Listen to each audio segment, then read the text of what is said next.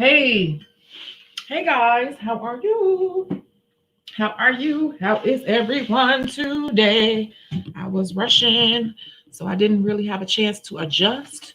That's what I'm doing right now.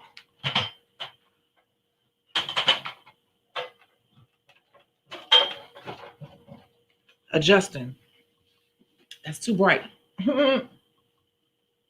Yeah, that's better, I think.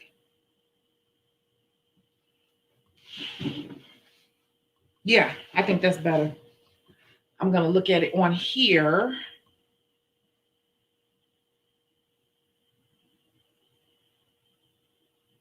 I'm looking at it on here to see how it looks.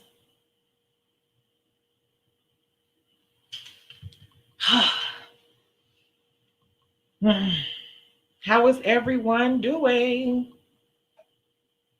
How is everyone doing? We got Tina Tequila here. Hey, hey, Chrissy. Hey, Tequila. Well, shoot, y'all too. And then we got Kimberly Love here. Hi. We got me here. And we have Nail Charmer. Hi, Nail Charmer. Keeping Nettie. Hello. Hi. So, I'm sitting up here reading these comments. I don't know what you're talking about, Chrissy. Talking about some, you got to get back on your post planning. Are you saying me? I didn't get on you about that. I didn't say anything, did I? Did I? You said get, I guess, called out for not posting consistently last night. I deserved it. Me? Yesterday? Are you talking about I did that?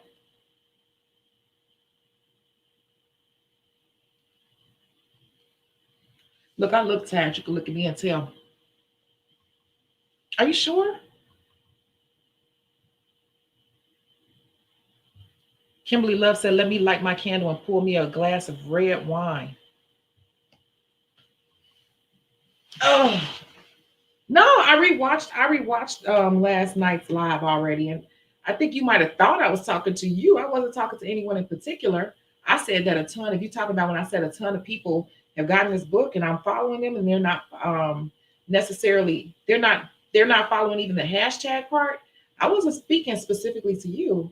No, no. I was just saying I watch a lot of people, and you do better than most in the hashtags because there are people who I know for a fact have the book and they don't even do hashtags, and they still doing the same thing from when we first started the group, putting up hashtags that are irrelevant, like like hashtag she did that. I always use that as an example. I wasn't thinking about you. Actually, your hashtags are, um, from what I remember, are you are doing it. You're doing your Las Vegas nail tech. You're doing Vegas nail tech. You're doing those things. So no, that wasn't towards you. Did I say you specifically? I don't think so. I don't remember seeing that in there. I don't. So when I was saying that, I was saying that kind of in general. I think you're thinking when I said, "Oh, you hurt my feelings," you think that's why or what I meant when I said that. That wasn't that. Mm-mm. So maybe I'm misunderstanding. I don't know.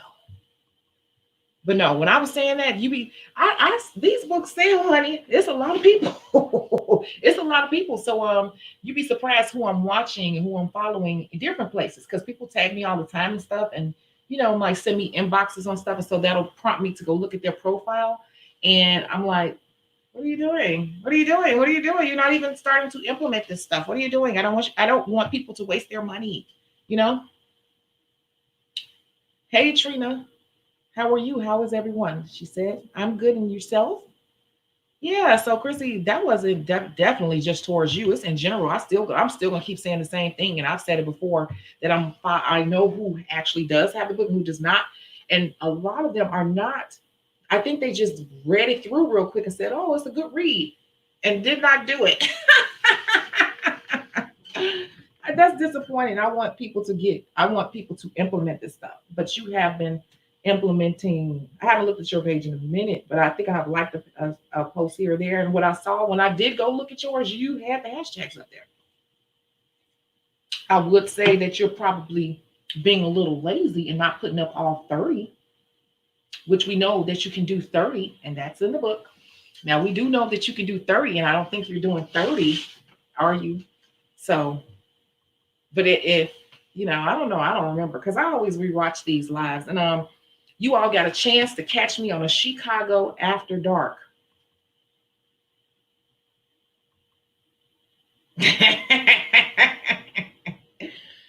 I was turned all the way up.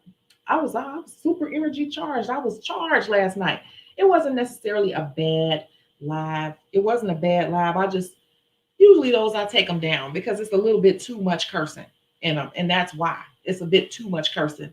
YouTube allows you to curse, but they don't want you. And I specifically watched a video on that. They're like, if you say "damn" here or there or whatever, that's fine. But if you're going in just like being malicious and super vulgar, they don't like that. So I was like, yeah, that's a bit much. That's why I'm gonna call those Shecago After Dark. If you catch them, you catch them. That's just me wanting to go online and rant and be super raw and be myself, super raw self, like not the most professional self, and and curse as much as I want. And I was a little tipsy, and yeah, I did take it down. I still have the videos. I just take them. They're no longer public. Um, you never know how they may be used in the future. I may use them in different ways, like if you want to get the secret vault. I don't know. So you missed it, Tina. Oh my God, you would have enjoyed it because you would have had your little cocktail and you would have enjoyed it because Chrissy was there. Nails by Deborah Lynn was there. And I was really talking about some stuff. And I said also what happened. I'm looking down at my phone. I just make sure it looks good. I also said what happened that threw my schedule off this week, you guys. But who else here was in that live last night, the Shecago After Dark?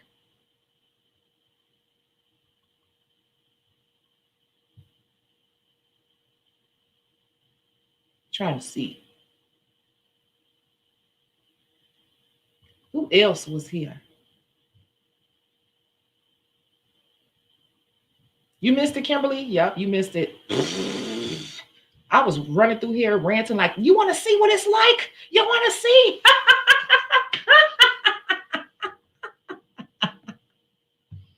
No, really. And then I got to talking and about my friend who was involved in the carjacking. And the good news is we have her. I didn't hear from him, but my friend who's on the phone, he actually called her because he had her number written down in his pocket, I think. That's what she said. So he actually called her and said that she was right. She heard what she heard. So he was, but he's fine. He's fine. So whew, that's good news. So we did find him. He is okay. That he was involved in that crime, but they did not take him. They just took the vehicle. So that's all we were worried about. Like, is he okay? So he is okay. And she's gonna call me when she gets off work because she couldn't talk to me, but she's gonna call me when she gets off work. And yeah, so that took a really heavy load off of me because I wasn't really sleeping. And it also taught me a lot about people. Man, that's what I was talking about. I was going F designs and all that stuff. I still feel that way. I like them, but it's not going to make or break your income if you don't do them. So oh my God, y'all doing the most. Talking about she whipped out the extension cord on us last night. I'm gonna go back and watch that video again.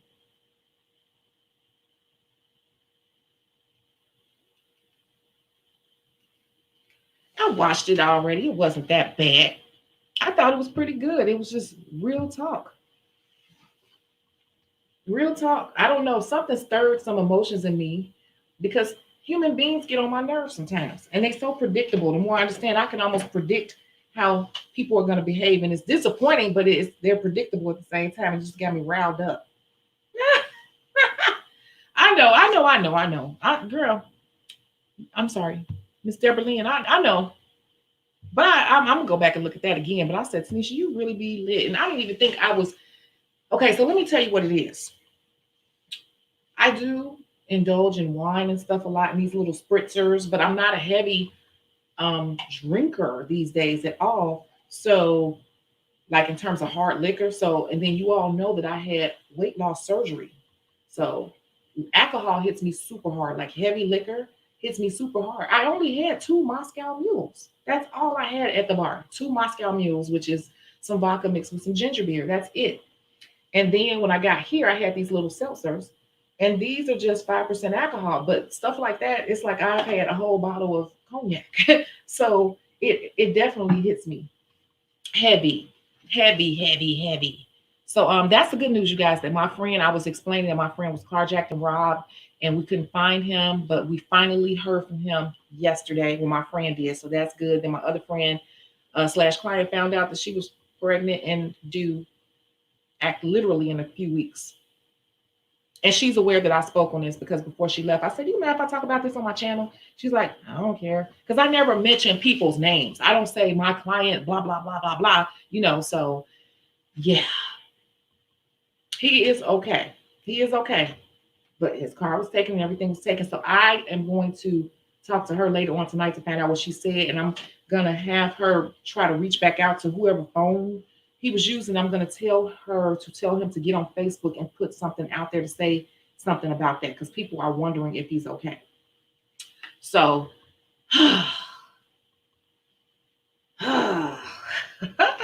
did you all listen to part 2 this week? Did you all listen to part 2?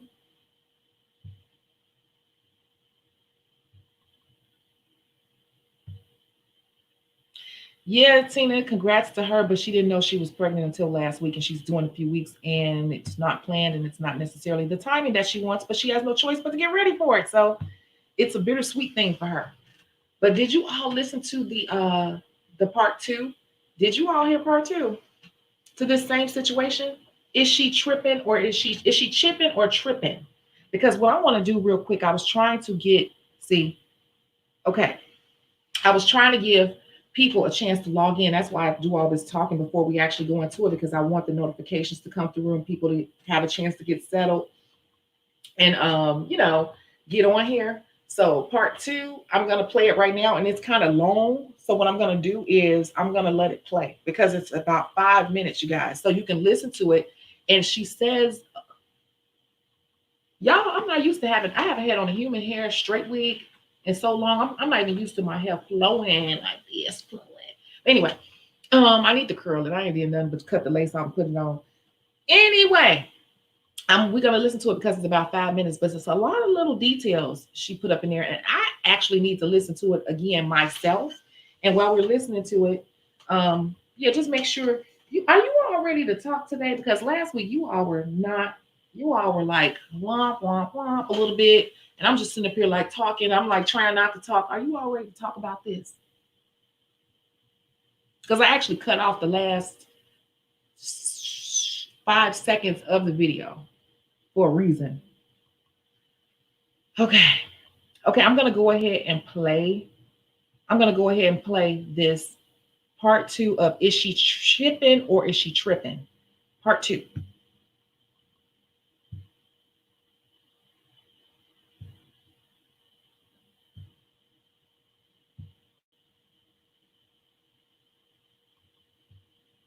Okay, as you know, I talked to the client on April 17th. She said that her nails shipped. So I told her to come in to get another manicure. I was going to do her manicure free of charge since she, went through all the things about her husband and her can't, afford the service and blah, blah, blah. So I said, okay, well, just come in and, I'll do your manicure for free next time you come. How about she comes a whole month later? It's like close to Mother's Day by now. So, I was a little skeptical about that because I'm like, dang, she waited a whole month later, So I was like, okay, well, I'm a woman of my word, so I'm just going to, do the manicure like I told her I would. So I did it, and it was fine, She tried to reach out to me like a couple of more times. I was just like, I was over it, I'm like, no, I'm booked. I really don't have room for you this day or that day or blah, blah, blah, blah. So a whole year later, it's her birthday coming up. She texted me and said, could I do her nails Wednesday and she paid me Friday. I didn't respond to the message because I just felt like, okay, now you really taking advantage. So she texted me back and was like, okay, well, I'll have the money that Wednesday, so I'll be able to pay you. So I was like, do I really want to be bothered with her? You know, so I'm thinking to myself, like, okay, well, I really don't want her as a client. I denied her, I basically fired her, So I was like, okay. As of January 1st, my prices went up. So I explained to her that the no-chip pedicures were $45 and the no-chip manicures were $35. And she was like, oh, what does it come with? And I said, it comes with the same thing that you got before. Oh, she was like, well, so it don't come with anything else? I said, no. She's like, well, what about paraffin? I said, that's $10 extra. Okay. So she was okay with paying the price, which I thought she was going to be like, oh, that's too much, or blah, blah, blah, that's okay. But no, she was okay with paying the price. So she came in, got her nails done that Wednesday for her birthday.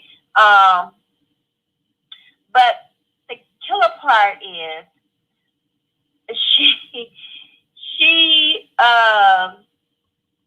I asked her, it was like these little stripe things, that she wanted on her nails, like a little nail art or whatever. And I was like, what finger do you want them on? So she told me what finger she wanted them on. And on the other hand, she's like, okay, I want to do this one and that one. So I was like, okay, I'm thinking to myself, like, they're not the same fingers, but maybe that's what she wants, right? So she texted me like 2 days later, like, yeah, you put the design on the wrong finger. And I was like, oh, okay, but that's the finger you told me you wanted it on. So, and there you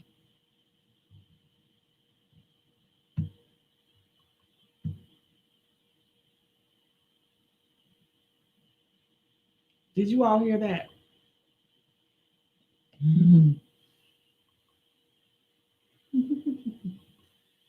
Did you all hear the case study?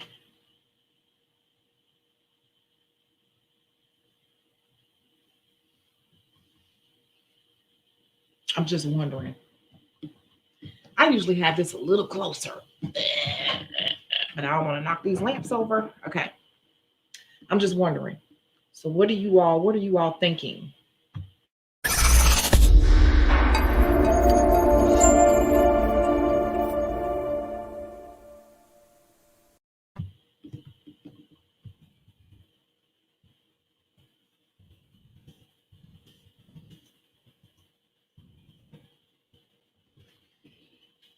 This is we just here to talk. It's no right or wrong answers.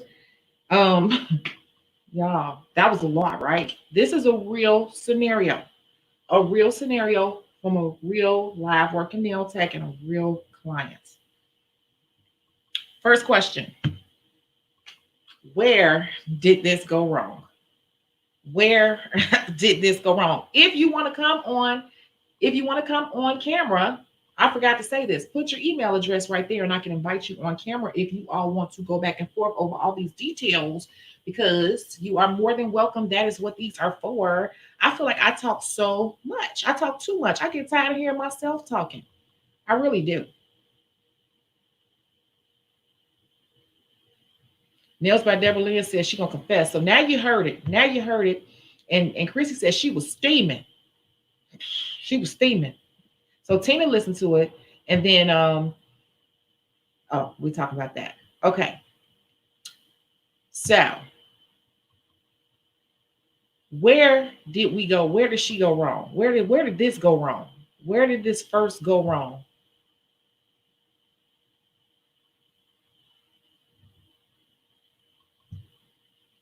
Oh, that client is tripping. Lissetti, did you hear the first part of this? Because this is a part 2. Just asking. She tripping. Fool me once, shame on you. Fool me twice, shame on me. Shanice. Oh, hell no. She's going to continue to find something wrong every time. Surf Sager, sorry, sure did. And she's tripping. Should not have allowed her back, even as a temporary client. That client needs to be fired. Tripping for real. It's a lot of new people in here. Hey, y'all, welcome. Tripping for real, but the artist could have verbalized with her that the designs would be in different fingers. Maybe the client wasn't able to see properly what the tech was working on. But if in the hair, she said when she got to the other hand, she told her which finger she was putting it on before she did it, and she put those little you know what I'm talking about. Sounds like she's talking about those little rolls, the little metallic stripes that you could put on the nails. It went wrong when she allowed her back in her chair. So do you mean from part one, allowing her back in the chair from part one? Hmm. This went wrong when she agreed to fix for free after 17 days. So you saying that it went wrong when she from part one when she fixed it after 17 days. She said she basically fired her, but it sounded like she was avoiding her to avoid the conflict. Hmm. Hmm. Y'all see what Chrissy said? That's interesting.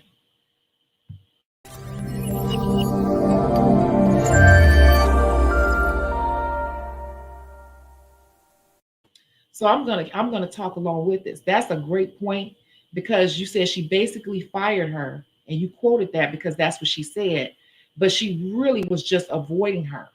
See, this goes into what I always say that we have to be clear and concise because this is how this thing starts to be a snowball effect. You see, because I notice a lot of people say that. And how many of you all? Let's be real here, right? You could just wave your hand or put a heart. No, wave your hand. Do the hand emoji if you can. How many of you all do that? You want to fire a client, but instead of being direct with the client, you just start telling them you booked. Every time they try to get with you, you say, I'm booked, I'm booked, I'm booked, I'm booked. Instead of being direct. How many of you all have done that? Because a lot of people are like that. They are passive aggressive. That's passive aggressiveness, actually. Instead of just keeping it 100, people don't want to have a conflict or get into it with somebody, so they'll just keep saying their book, hoping that they catch on. A lot of technicians do that. Yes, there is two parts. Yeah, this is part two of is she chipping or tripping? So you have to listen to part one just to see how it all started out. Because this all started out with the client getting, first of all, no chip mani and petty for $50, and which was on a introductory special. And then she complained. She got it done on like the 30th, and then she came back on like the 17th of the month and said it chipped. And the first time she got it done for $50, it lasted a month. And the technician failed to have a policy in place.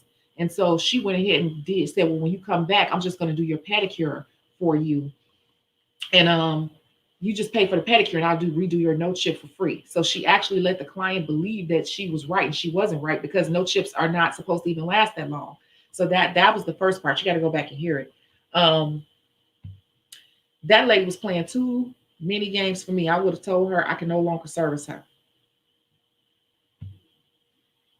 She, the tech, didn't have a policy put in place, like you said before. She went wrong when she took her back. You managed to escape one time. Why would you take your nail abuser back, sis? You know how that happens, right? That sort of thing happens because sometimes we get a little afraid. We become a little afraid if things are a little slow. And if potential $80, $90, $100 walks through the door, even though you know this person is a headache, you'll go ahead and be like, okay, I'm going to try this person out one more time because I really need to grab this money right now. And that's what happens. And that's why you end up taking you said it, nail abuser back. Because there are some people when we're dealing with the public here. And even though as much as I talk about, being so cool with my clients, I also said in my live last night, Shecago After Dark, I was saying that don't get it twisted. As much as I talk about being friends with my clients, realize that I have a large book of people. And so even though I have a large book of people, it's really just a bunch of them that are regulars. So you can have, like I said, I have like I think last time I looked, I was at like 300 people, but it's really only like a group of them that are very consistent, like 70 of them. And of that 70, I'm cool with this many of that 70. So when I say I'm friends with everybody, I'm not friends with every single every person. Some people disappear in and out your books. You may not even see them for 6 to 7 months. And they'll pop up. You'll be like, oh my God, I remember you. So when I talk about my books being large, I'm talking about as a whole, my book. If I have a little black book, that's where my numbers are on that. But consistent, regular people, yeah. And everybody is not your friend. And you're dealing with some people who are just not friend material. You just straight up business with them. And they force you. They're not nice to you because they look at you as the help. Believe it or not. Some people, this is the person that's looking at her as like the help kind of thing, like your wait staff, your staff. To me, y'all can say if you don't agree. Well, in that case, the client is mistaken her fault. Haha. And hey, I watch your channel often, but I don't need to post comments. Oh, okay. Oh, you don't tend to post comments. Well, welcome. I'm so glad that you are feeling like you want to start posting because we be talking here. Welcome. I agree with Trina. It went wrong 17 days ago. You said yes from part one. I agree. Same here. Kiera J. Oh, you said same thing. You watch, but you don't post. I'm feeling good that you all are starting to post and talk because I never know.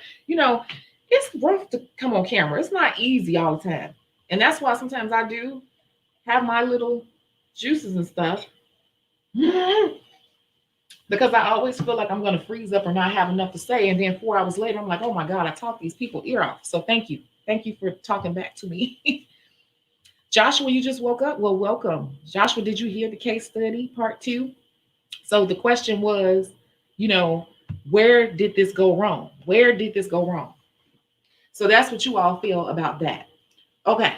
So we already know that she went ahead and she took her, right? Well, she reached out. What do you all think? Why do clients do this? Have you all, let me just ask this question. This is a good one.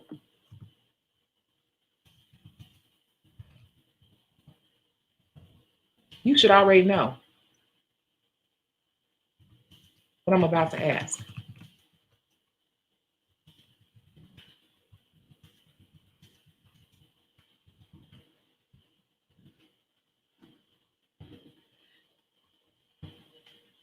Okay. You guys ready for the next question? This is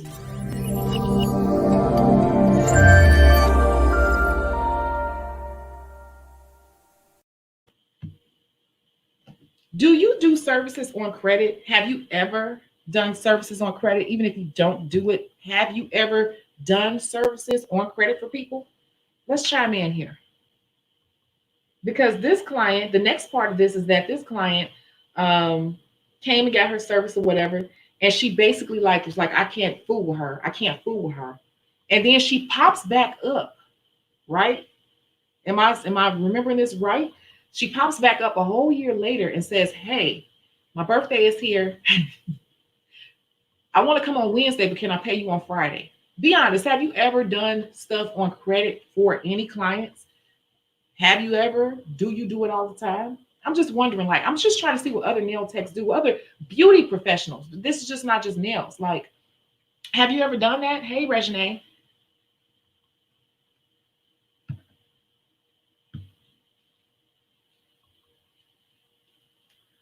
You say yes for family only. Okay.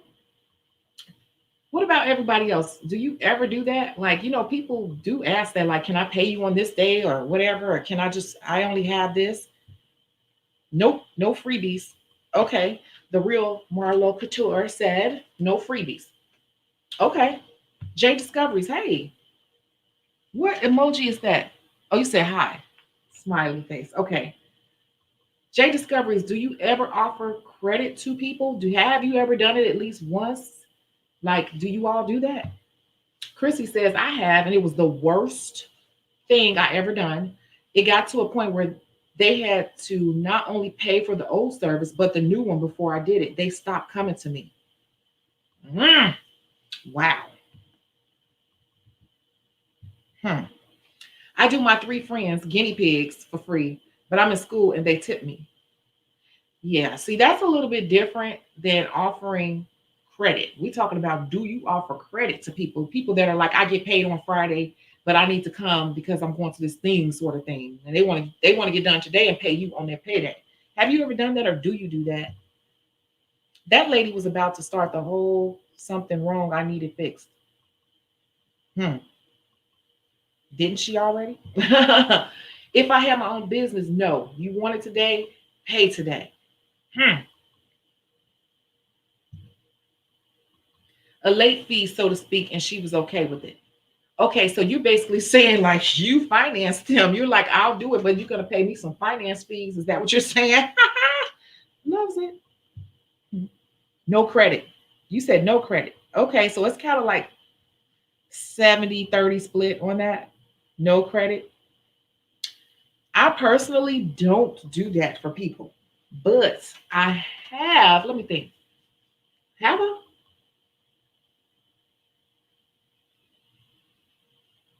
I have, but this, I can't remember who. I've done it once or twice over the years. That's how often I do it. And it's somebody that I've been doing forever. Like that's a person I've been doing for years and years and years and years. You know, like I've been doing them for 15 years and we cool and I see them all the time outside of nails and here or there. It is not in their character to do that. And I know that they're a responsible person. I have done it, but I don't offer credit. That's not something I ever even mention to people because I can't even get into that.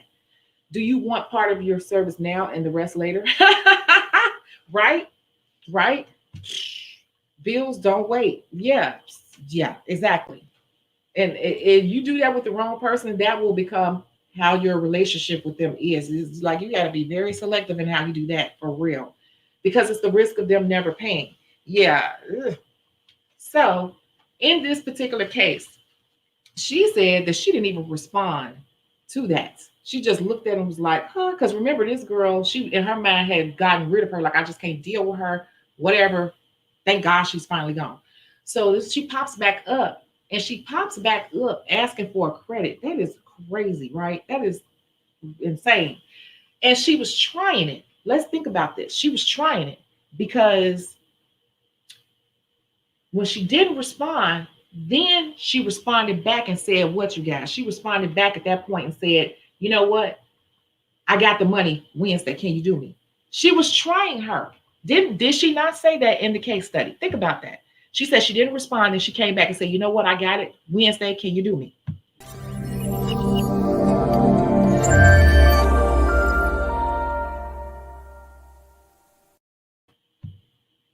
Honestly, I haven't. No, no one has ever asked me because I'm not going to put up with it. She was trying her. And I personally would have been insulted right then and there because it was like, that was so obvious that she was trying it. You know, she had it. She had it. She just didn't want to give it up that day. And we're not, I haven't seen you in God knows when. So why would you think that we have that type of relationship? Isn't that weird? So here is my next question, because what happens next is she's like, well, I can go ahead and do you, right? She said, I can go ahead and I can do you, but understand my prices have increased. Okay. So what was the next thing she said? When she said my prices have increased, the lady said, what does that include? What extra, like what extra do you get with that? So with her saying that, with that client saying what extra, what do you get with that, with the price increase? What does this say about how the client feels about the increase? That's my question. That's my next question. When that client, when she told her her prices had increased and she told her, that she said, well, what all does that include?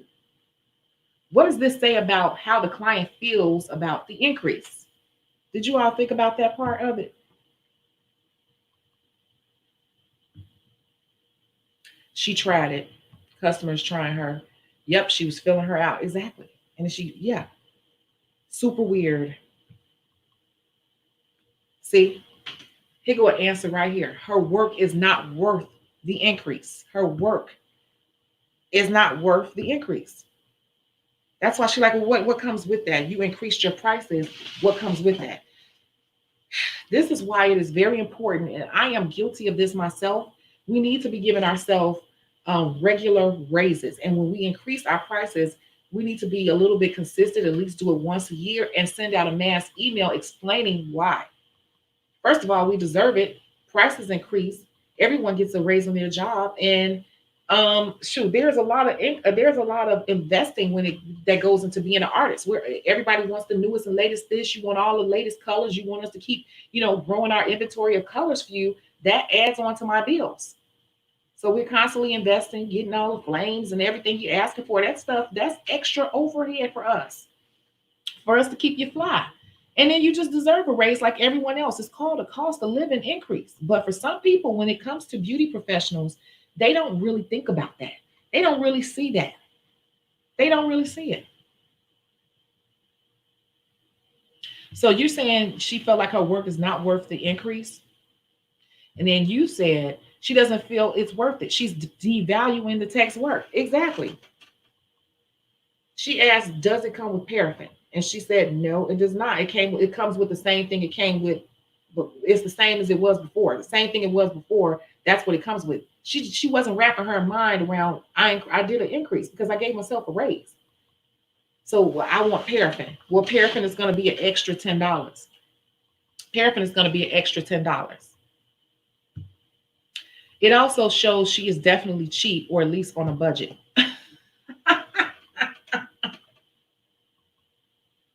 Mm. Let's keep going, right? Because what happens next?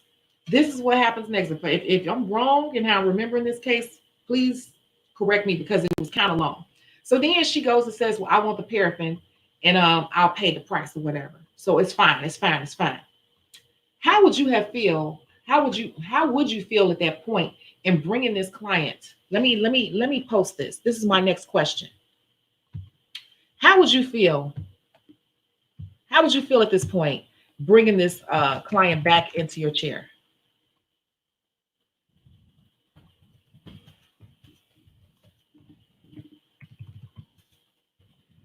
I'm just wondering. They said they're going to pay you. They're going to go ahead and pay you your price, your increase, plus they're adding on an additional service. How would you feel about bringing this person back into your chair? Would you feel okay? How would you feel? Yes, that customer is she wouldn't be coming back to my chair. I'm gonna tell you, when this person was telling me this story, they didn't even have to tell me the end part. I said, oh, you about to have more problems because the person was complaining about $50. And that was a discounted price. So now they're willing to pay all the way up to what, $90, I think? Because it was 45 plus 35, so that's 80 plus the paraffin 10, $90. You think that person is comfortable? They were already complaining and finding reasons to complain about a discounted service be below the regular price. And now they're willing to pay almost double. You don't think they're gonna, you can already see where this is going. I wouldn't even want to deal with it. Yep. This is it. Last time, because I'm not being stressed out every time I service her. And that's the thing. You will start to get those people when you look at your books. You're like, oh my God. You can look at your day and you'll be like, this is going to be stress, stress, stress, stress, stress, stress.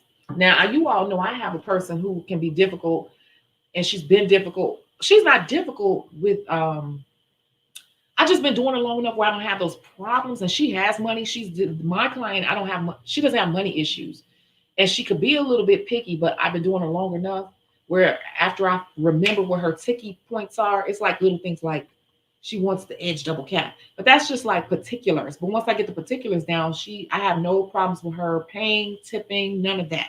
So that's a little bit different from this because we have a person who is continually coming up with stuff, right? So now all of a sudden, she's willing to pay almost double.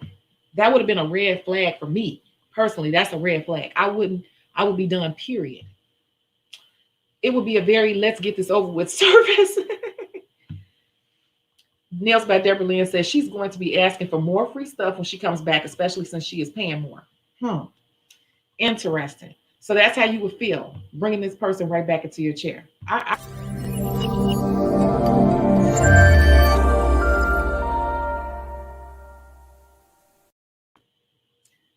have to agree. I agree. I really do.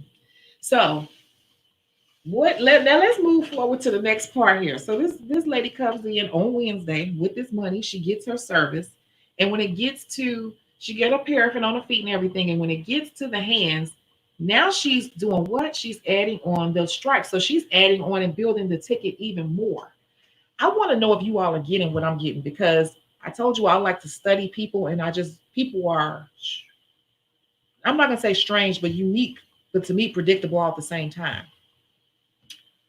What is the mindset at this point? This client was first complaining about not having in part one. What is the client's mindset at this point? This person was complaining originally about paying $50, but now all of a sudden they're like, I'll pay it. I'll pay for the paraffin. And then they come in and then they add on designs too. So that's literally taking the ticket and doubling the ticket. What do you think the mindset of this client is at this point? I'm just wondering, have you all thought about that? We're going to say, yes, she paid for those designs.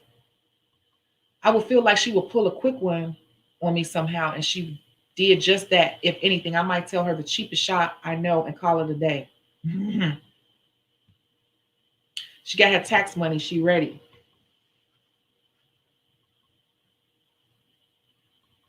What's the mentality? That's my question. What is the mindset of this client at this point? I want you all to think about this for a second.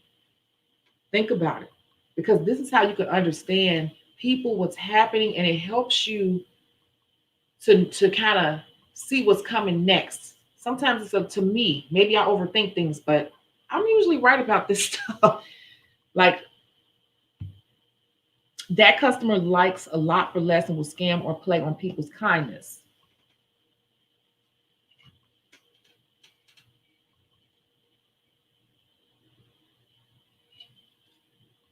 I'm gonna tell you what I'm thinking.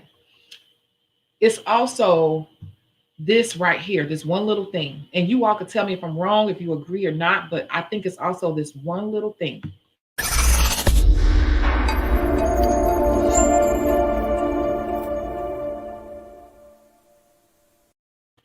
See, at this point, the technician is aggravated, and the client is a bit annoyed too, because she has to pay more money. But there is some ego. The word ego is involved here. So now the client is trying to boss up and say, I got it now. That's what's happening. The client like, oh, don't think I don't have it. I have it. So yeah, I go ahead and pay you a little increase and add on the paraffin. Okay. And then she get there, and I want designs. I can pay for all this. Don't think I don't have it. It's her ego stepping in to say, I have money. I have money. That is the little thing that I was wondering if people thought about, because you get with these people and they do try you, but then they also sometimes will be like, well, let's just do it all. Matter of fact, give me extra, because you trying to say I'm broke or something. So that's really that ego stepping in with her adding on all this stuff. But she already knows deep down inside she's gonna come back and get her money's worth anyway. But she gotta save face, you guys. She's saving face from not looking like a cheap wad. That's what's happening. She's trying to save face to me. That's what I think. She's satisfied with the work, but she's a scammer at heart and will find any way to get over. I got a free service once by complaining. I'm going to do it again and again to see what I can get, is the mindset. Yep. And then Nails by Deborah Lynn said, I agree. So that's what's happening at this point. And before this technician even finished telling me the story, I said, see, you're messing up, because she going to always come back and find something to say. I said, she just spent all that money. I said, you're going to definitely hear from her. You're going to hear from her within a week. It's going to be something wrong, especially since she just spent that much money. She's going to definitely find something wrong. And she was like, girl, let me finish telling you. I'm like, you don't even have to tell me, but go ahead and tell me, because I already know she found something wrong spending that much. She's just trying to save her ego to not look broke.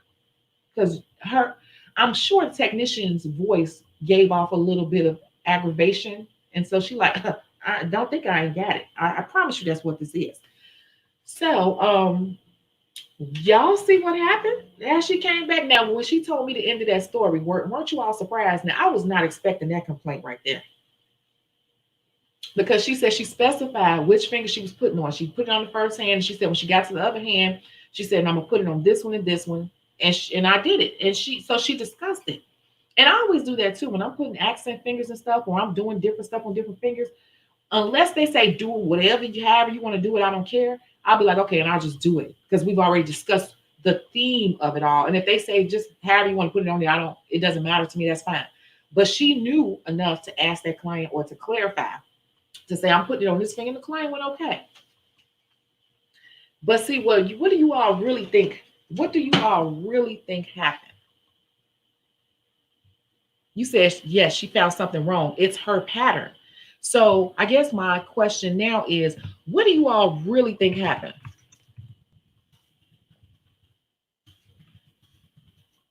with this last complaint?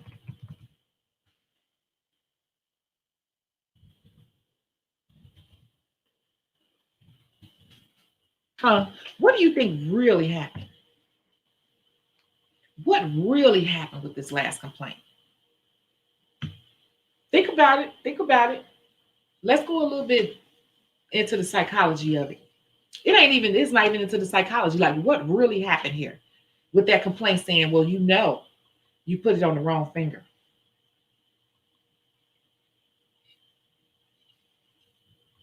When she told me that's what the last complaint was last, I cracked up like, are you kidding me? You said that's what made me the most mad girl. Yes, I started busting up when she told me that. I was like, are you kidding me? I just laughed because I knew it was coming, but I wasn't expecting that. She threw me off with that one. She wants someone for free, something for free next time. Yeah. But what really happened though? Like what really happened? What really happened with this last complaint? Well, she wants some money back. She missed that money she spent. Now she's trying to break down that tech once again. She had to have a reason for her service not to be worth the money. That's you right on it right there. That's it right there. She's setting up her next free service for the next event she is going to in 30 days. All of that is correct. That is what is happening. She's setting it up. But here's one little thing that I see. The service was actually perfect. It wasn't chipping. It wasn't doing anything. Everything was in perfect condition. And she knows that if she would have complained again, she would have had to come in right away to have it fixed. And she didn't feel like doing that. Because at this point, she knows she would have said, well, send me some pictures or you need to come right in. Because she already pulled that stunt last time and waited 30 days to come in and get her free stuff. So she knew she couldn't go that route again. She had to go another route because there was nothing wrong with her nails. Her nails were in perfect condition. There was nothing to complain about. So she made up something to complain about and said, you put the design on the wrong finger. You see what I'm saying? She knew that she couldn't use the same excuse. She had to use a different excuse. And the technician said, but that's the finger you told me to put it on. So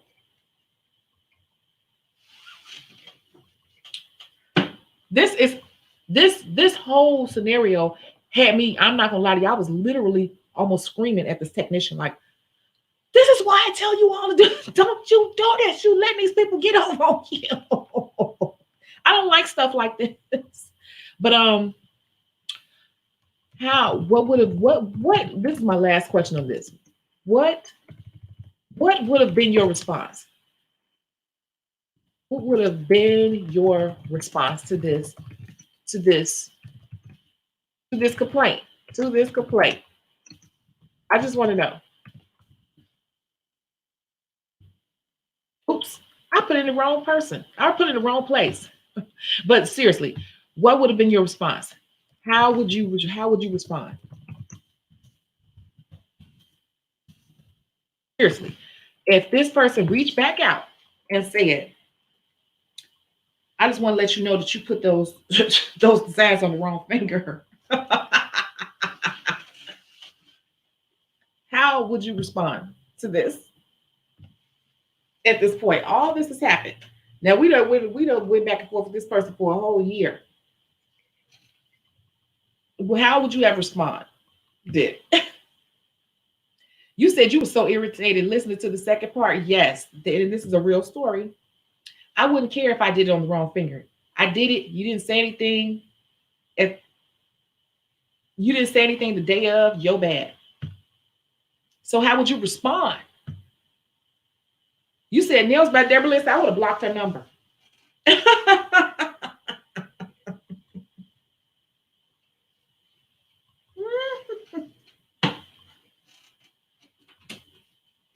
You are gangster. You just would have blocked. So you wouldn't have even responded, nails by Deborah Lynn. You just would have blocked.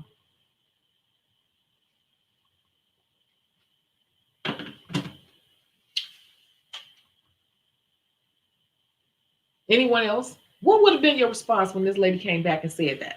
I'm just wondering. I know what I would have said. No more responses? You said, wait, oh. You said, sorry, you didn't like the design we agreed on. If you'd like to change it, it's X amount of dollars. Nope. Yeah. So, this is how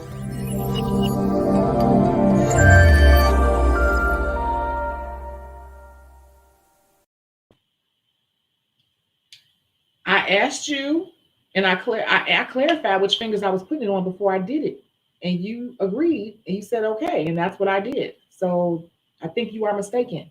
And actually, at this point, I do not think we are a good fit for one another. I have really tried, but I just don't think we are a good fit, and I really am going to need you to find someone else because I cannot satisfy you. I've tried everything I could possibly do, and I cannot satisfy you. I will no longer be able to service you. But I really do appreciate you patronizing my, what I do as long as blah, blah, blah, blah. I would have said something like that. Like I always try to end it nicely. Like I appreciate the time we spent together, but I can no longer service you because I can never satisfy you. So thank you so much. And I hope that you find what you're looking for. Please take care.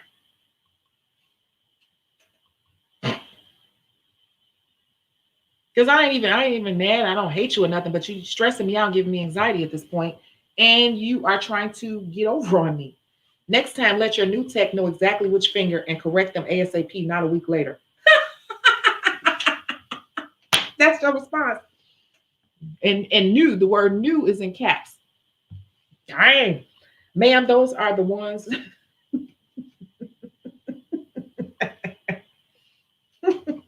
Ma'am, those are the ones you wanted. I asked, you gave okay. Then I will block her because I'm not going back and forth. Because that person is going to go back and forth. Chrissy, maybe your next tech can do it the way you want it. You made it. Yes. Anyway, if I see a problem client, I'm booked for you. Sorry, but not sorry. See that okay, so you just made it. So that goes back to the beginning of this live because I asked that question. How many of you do this? Instead of just being straightforward with the problem person who you really don't want to do anymore, you just keep telling them that you're booked, you're booked, you're booked, you're booked. Because that's what happened with this two-part case. Instead of just really being straightforward and say, go find somebody else, this person just kept saying they're booked, they're booked, they're booked until they went away. But they didn't fully get it. And they came back. And then it's a year later. So this person kind of like their heart melted a little bit. And they was like, oh, it's a chunk of change. I need that. And they took them back in. And here we are on this part right now. So that's why I asked that earlier. And you're one of the ones who will go, I'm booked, I'm booked, I'm booked, instead of saying you're blocked and I need you to find somebody else. Yes, tell her no more services for her. The professional me would have simply said, I'm sorry, but I can no longer service you. The unprofessional me would have said, lady, go on somewhere with your childish shit. Ass shit, whatever. I don't know. Yeah. Yeah. And people will push you to that level, to this point. And this is a real life case that happened to somebody. And she's like, I got a good one for you. And when she started telling me the story, it was so much. And it could be a third party part to this because there is a whole mother-in-law attached to this story. There's a whole mother or mother-in-law attached to this story that was doing it. So she was getting it from the mother and the client. Yeah, but I said this is good. This is getting way too out there, so I just left the mother out. But there was a whole mother involved in this case as well, and they both were doing the same thing to her. Yes, you're absolutely right. I would tell her you need to find another tech because she's an unnecessary headache. You said, "Oh my God, no." Yes, that I said, "Look, we got to cut this part out because it's going to be too complicated." Because I didn't want you all to be mixing up the people and what was happening with each person. So I said, when you send over your recordings, please don't leave the mother part out. It was the whole mother. The client's mother was also her client and was doing the same thing. So she was getting this double time from both of them. It just would have been too complicated to explain all that. So they both need a new tech. Hmm. True story. True story. They both need a new tech. So I cut off the last few minutes of this. I cut off the last, well, it wasn't a few minutes, a few seconds of it. She was like, at that point, I was just done. She said, I was just done. I couldn't deal with her anymore. I was just done. But I do not think the technician specifically at that point still said, I can't take you. I just think she was just done and she might have just, I think she blocked her. She just blocked her. And I get that some of you all are not as aggressive. I'm more of an aggressive, straightforward person, and I can't force certain things within your personality. Some people just, that's too much for them. So they just rather kind of passively do it by just saying they're blocked. But that right there is not really getting rid of the problem all the way. And this is a good case on what can happen. People don't catch the drift. They know, but they don't know, but they'll pretend like they don't know. What they do know is that they're getting on your nerves. They know that. So what they do is they give you a little cooling off. And then they try to go out there and find somebody else. But then they come back around to you because you weren't specifically clear. You didn't specifically say, I don't ever want to do you again. I can't do you. And you left the door kind of cracked open. So if they can't find anyone to replace or do the work that you do at the price that you do it or whatever, they will try to creep back in and act dumb, even though they knew that you were blowing them off. They know these people are not dumb, but they will play dumb to see, you know. So you said, I'm glad we finally fired her. Yeah, she finally fired her for good this time. But it took her over a year to get rid of this person. Over a year and a lot of headache and stress. A year of being stressed out. So she said, J Discovery said, so it was learned. The lesson was finally learned. Sometimes all money is not good money, but sometimes I get it. Sometimes you got something that needs to be paid one week and it's a little bit slower than normal. You know, it might be a little slow period. And this person comes up, pops up like, bing, hey, I got $100 for you. I got $80. I got $75 for you. Like, oh my God. Oh my God. It's like, you almost don't want to take it. You're like, okay, come on, but you end up taking it. And that's one of those sticky situations that we run into as beauty professionals, dealing with people that we know we shouldn't deal with because we need the money. I think that is the lesson learned in this two-part case. Did you all like the case? I had to simplify because there was a mother in this case as well. I had to simplify it. Did you all like the case? Did you think it was a cool case? I thought it was pretty cool. And when she told me the story, I was like, don't you deal with her. She gonna come back. And sure enough, she was like, she did come back. I'm like, girl, I already knew it. Those type of people will always find something wrong. And even if you break it down and say, um, you got to get real specific with them, like, okay, we're doing this. Are you okay with this? You don't want people in your chair you got to do that with. They don't trust you, they don't value you. And they're actually cheap and they want the most for the least. And so if they spend the most, they feel like, hell, if I'm spending money with you, you got to bend over in hell or high water for this money. If you feel like this is a lot of money, then you shouldn't be coming to me. You need to stay within your budget and go someplace else. But they already know they're not going to get as much. So if you are that person, what happens is you become a doormat. You become a doormat nail tech, and your clients are running your business and you're not running it. You're manipulated. You're being manipulated and you allow it. It's never going to end up. It's never going to end up good. Never. It will be something that will start to stress you out, and that person will start to give you anxiety. It'll be like the mother-in-law from hell coming to visit your house. and critique your house. No matter what you do, no matter how much you try to prepare, she's gonna always find something on the floor. Oh, what you used to mop your floor with? Because they look like you look like you stripping your floors. They were shinier last time I came. Always something. Your house could be clean from top to bottom. She gonna say the floors don't look as shiny as they normally do. You need to use Pine Sol because you're using that Fabuloso, and we all Fabuloso strip floors. Any woman know that. You get what I'm saying? Like, you never will satisfy those people. Even if you're doing good and you do a great job, because that person has some issues, personal issues, they're just cheap or conniving, they're gonna find a reason to critique you. Chrissy, you said she would have been done and over with. She would have fired her. You would have fired her after that free set.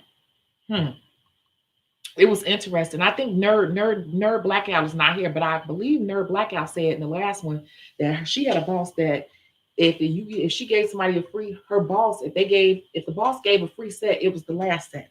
Basically saying, I'm gonna go ahead and correct my mistake, but you will never sit in my chair again. Because basically saying, like, I don't even have time to fool with you. So this is your exit gift. Basically, like, she had a boss that did that. Basically, like, a free set is an exit gift. Bye. You said it was interesting. It shows me what to look out for. Yeah, it was a great case. Thank you. Great. Good. It was cool.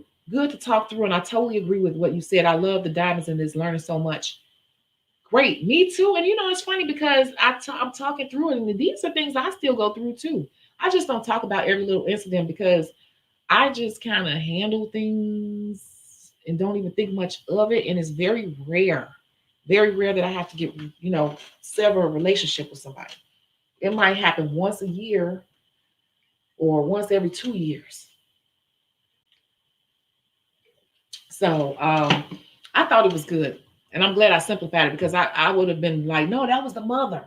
No, that was the daughter that said, that was the mother that said this. That's why I was like, no, let's just stick with the daughter. But yes, it was a good case study. I thought so too. So you all weren't here for Shecago After Dark. A lot of you all missed it. I took it down. Shecago After Darks are like pop-up rants and me acting a hot mess online, usually highly inebriated. Y'all missed it last night. So, okay, we're going to go ahead and close out this case study and let's come on back in with our regular little chit chat. What questions do you have?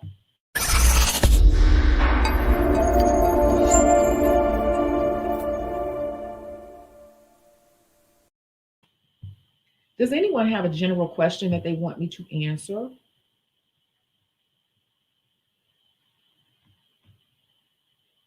Just asking. If not, I can end it early. There is a premiere scheduled for tomorrow at 3:00 Central Time. It's already scheduled and it's already up, so you don't have to worry about me just saying that. Yeah, it's already up and it's Keeping Up with the Discount Salons. That's the name of it. It's already scheduled to run, and we'll be watching it together in the comments. You said it was good, the After Dark. Yeah, I had to go a little deeper with that one. I don't know, seeing some people that I hadn't seen them in, it got some feelings stirred up in me. But life changes and it's all good. Yes, it was a good case. Learned a lot. Thanks. Thank you, Nails by Cookie. I was waiting for the end to let y'all know I start school on the 10th. Woohoo!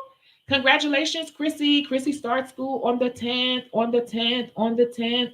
I don't know why I thought you were already in school or licensed. I don't know why I thought that. Congratulations. Much love. Do you have everything already packed up? Like, did you buy a kit from them or did you create your own kit? Just wondering.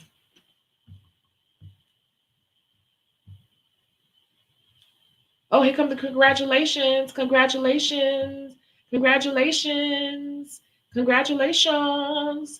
wondering, like, I was just wondering, did you make your own kit? I tell people, if you have enough stuff to make your own kit before you go into school, you can negotiate, find out what the price is, and don't tell them up front.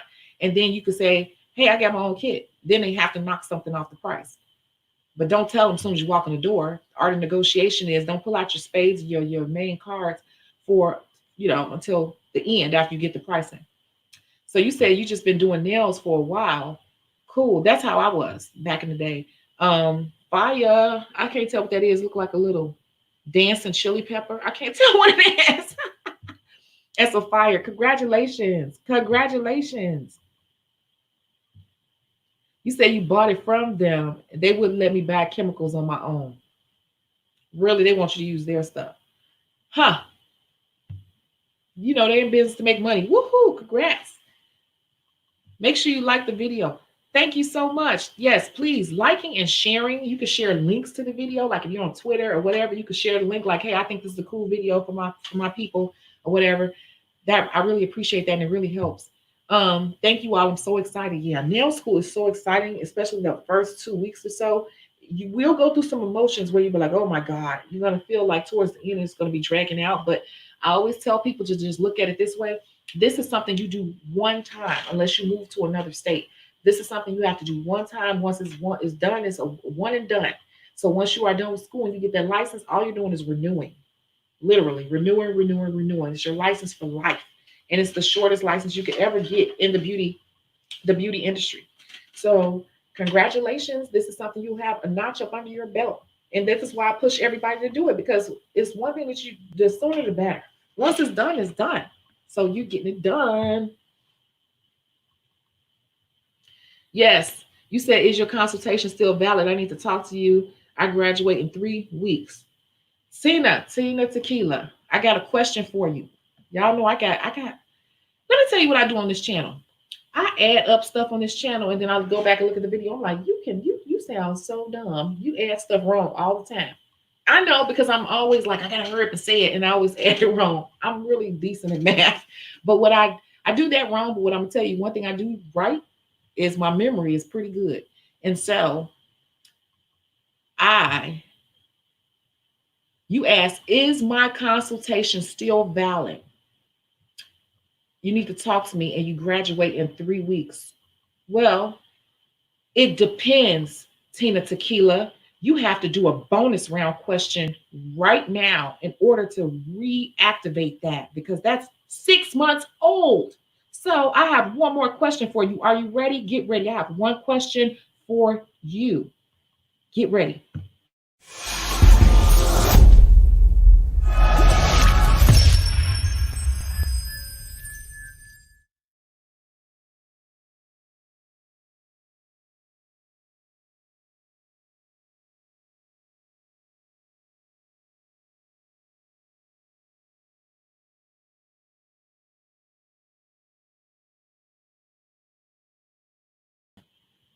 You ready?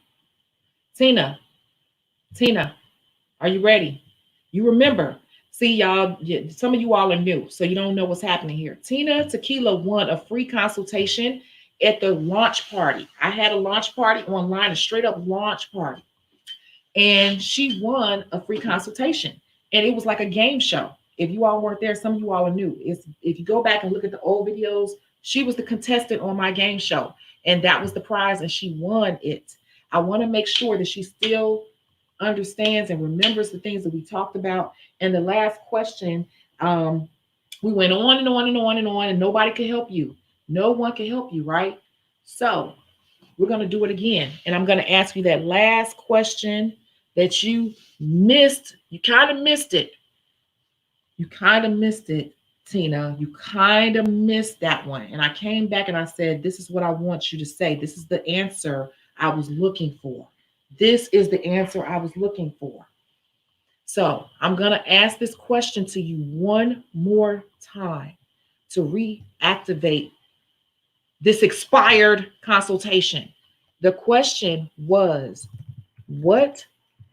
I'm going to type it. You all cannot help her. You all cannot answer this question. It's the same question. She missed this one little part.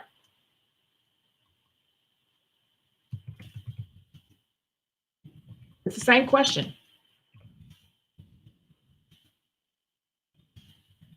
It was the one thing I was like, you missed that one thing. And I just wanted you to get this part. You ready? Tina Tequila. Are you ready? I see, I see, kiki. Are you ready for this last question? Because you didn't get it on the last one. I just gave it to you, but I want to make sure you all are getting this stuff. You ready? You ready for the question? I need a yes. I need a yes. I need a yes. I need a yes. I need a yes. I need a yes. I want to make sure you all are getting this stuff before you jump out here and try to do this for your career. I want you all to be Trump tight. You ready? Don't try to go back and look at that video. Not really, but okay. Gimme. Yes. Okay, you guys. Tina Tequila has said that she is ready for her reactivation question. Let's hit it.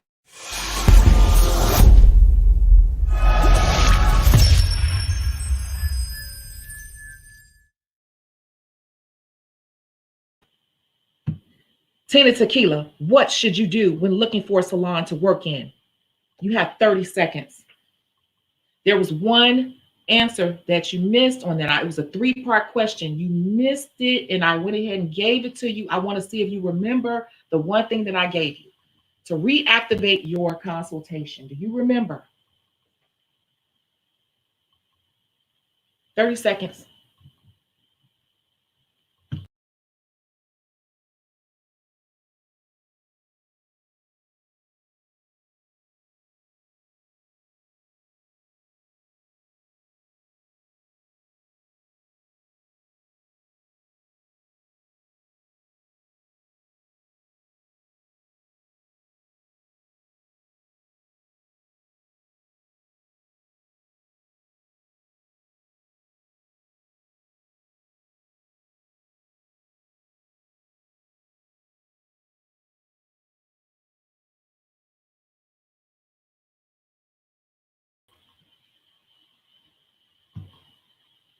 Let's see what she said. Let's see what she said.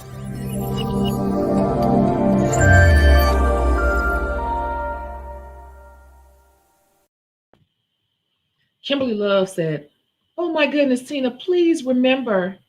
Trina says she's ready. Look at her. She believe in you, girl. Your answer is pop in on them during business hours to see how they are. Busy, slow, conduct, etc. Okay, that is the right answer. That was what you missed before, and I wanted you to get it, and you remember. Because that was the one thing y'all was saying everything but that. I'm like, no, we talked about this in all these labs, and this is important. This is important. This is important. This is important. That is the correct answer. That is the right answer. And I'm glad you still remember that. When you guys are looking for a salon, you can do all these things, but you cannot just go off of what they say. You need to be popping up on them. Pop, pop, pop, pop, pop, pop, pop, pop. You need to be popping up on them. Pop up on them. When you think they are going to be busy, you better pop up.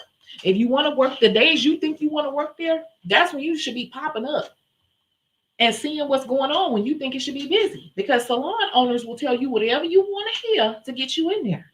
I promise you they will. So I'm glad you remembered that. That is the answer. That is the answer. That is the answer. Boom.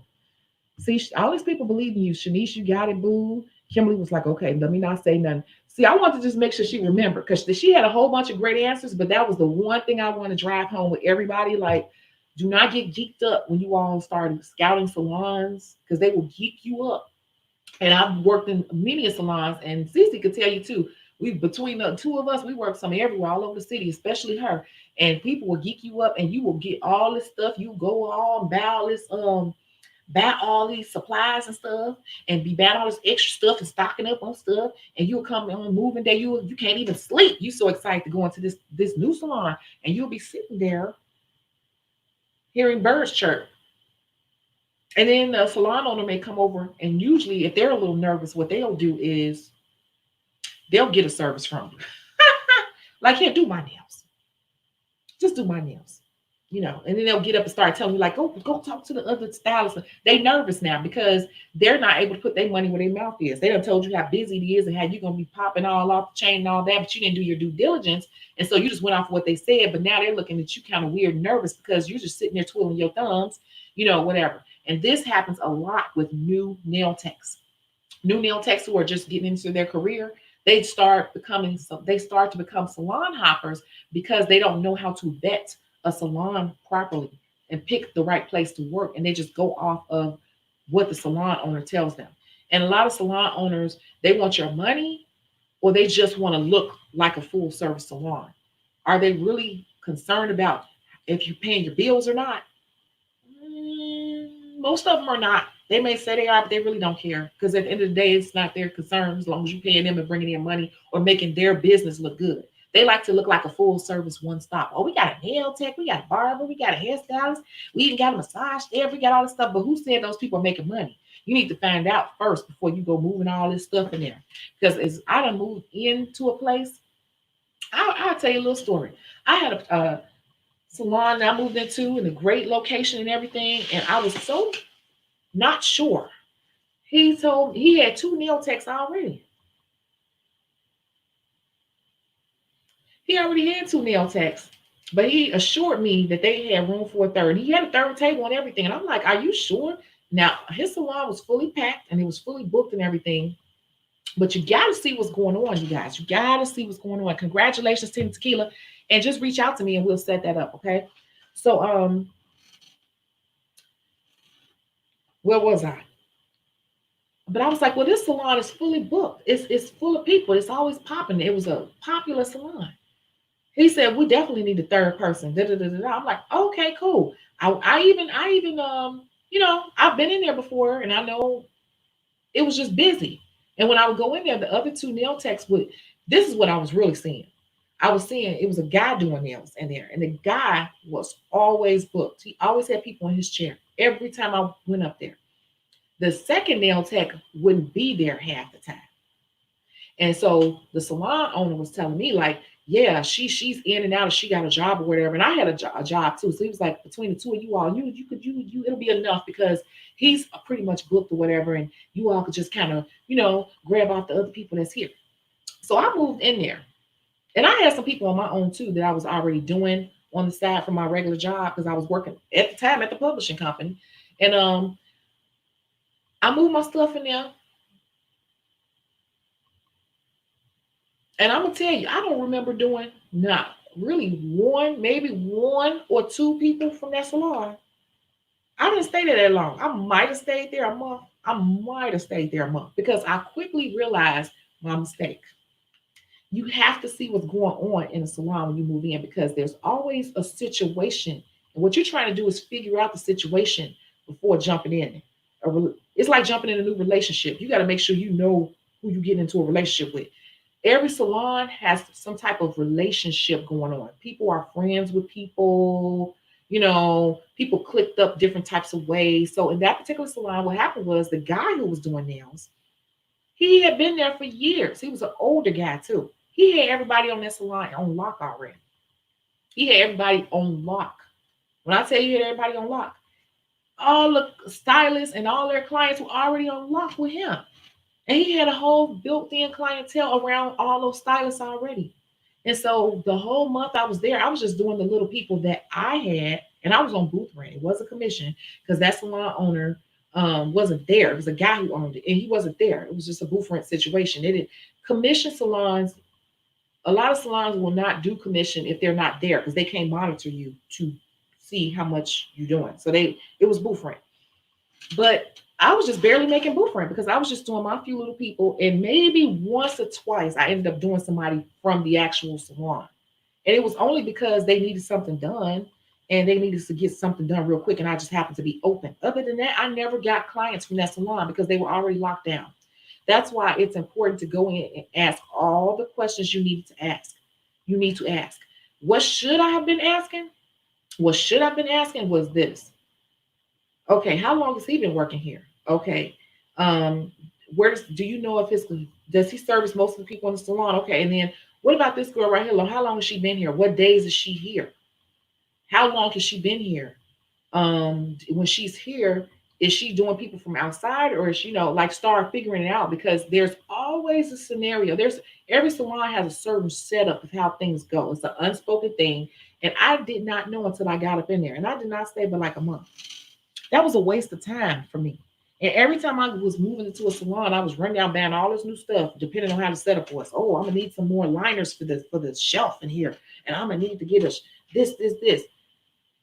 That will become exhausting, and before you know it, you will be burned out and not even want to really do it anymore like that. You'll be like, I'm just gonna go get a job and do it part time out of my house or whatever. I'm just gonna do it sometimes.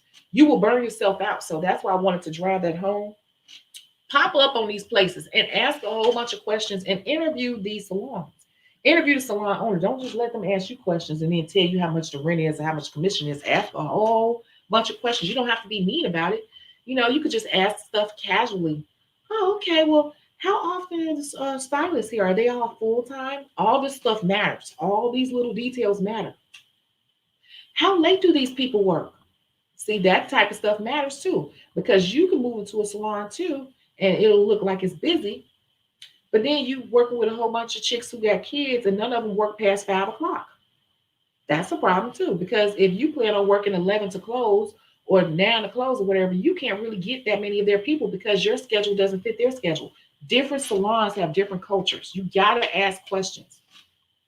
Um, you got some salons that might play religious music all day, and everybody in there is religious, and so they don't want you in there. You can't smoke cigarettes if you smoke. Some people smoke. A lot of nail tech smoke.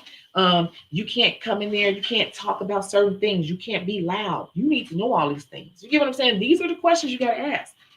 Like if you walk into a salon and you hear religious music playing, if you're not a religious person, you should immediately leave, because if a person is playing religious music, trust me, they play it all the time, and that's telling you something right there. They playing religious music over the loudspeaker in a business. They are trying to set the tone in their business that they want this environment to be a certain way. So you're not going to probably be a good fit. I wouldn't, because I'm spiritual and not religious these days. So I wouldn't be a good fit. If I walk into a salon and they playing religious music, I'm gonna be like, I'm gonna listen to them, but I'm not even gonna ask them any questions. I'll be like, okay, well, thank you so much. This your card here, thank you, and I'm gonna leave. Nope, not for me. I already know how that's gonna go. They're gonna be nitpicking me to death and trying to mute me and mute my clients. And no, it's not. I just know it won't be a good fit.